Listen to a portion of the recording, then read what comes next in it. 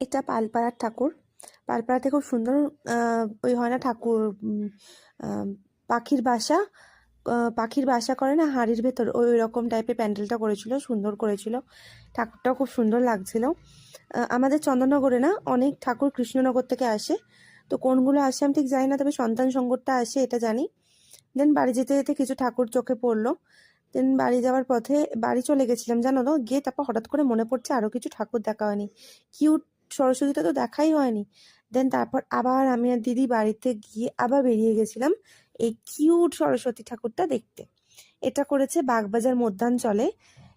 এই বাচ্চাদের প্যান্ডেল করেছিল, বাচ্চাদের ডোরেমন, তারপর পিকাচু, নানান রকমের বেলুন দিয়ে প্যান্ডেলটা করেছিল। কটনের প্যান্ডেলটা সামনে করেছিল, কটন লাইটটা সুন্দর লাগছিল। তার কিউট সরস্বতীটার তো কোনো কথাই তুলনাই হবে না, এত অপূর্ব লাগছিল। দেন চলে গেছিলাম বাগবাজারের ঠাকুরটা দেখতে, ওটাও খুব সুন্দর করেছিল ঠাকুরটা। এটা হচ্ছে বাগবাজারের ঠাকুর। ওখানে একটা খুব সফট একটা মিউজিক বাজছিল ঠাকুরের, এত অপূর্ব লাগছিল, মনে হচ্ছিল ওখানে দাঁড়িয়ে থাকি আর ঠাকুরটাকে দেখতেই থাকি। দেন তারপর আবার বাড়ি ফেরার পথে আরও কিছু ঠাকুর দেখতে দেখতে আসছিলাম, তো ভালো লাগছিল, তো সেগুলো দাঁড়িয়ে দেখার আর সময় পাইনি, তাই ভিডিও করলাম। দেন তারপর আবার একটু ফুচকা খেতে গেছিলাম। ওই যে দিদি দূরে দাঁড়িয়ে স্কুটিটা পার্ক করে ফোনে কথা বলছে। দেন দিদি বলে তুই ফুচকাটা বানা, আমি আসছি।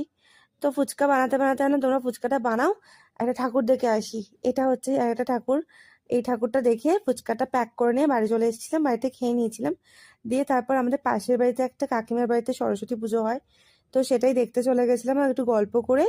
দেন তারপর আবার বাড়ি চলে এসেছিলাম। এটা হচ্ছে সেই কাকিমার বাড়ির পুজো। তো চলো, এভাবেই সরস্বতী পুজোটা খুব ভালোভাবে কাটে।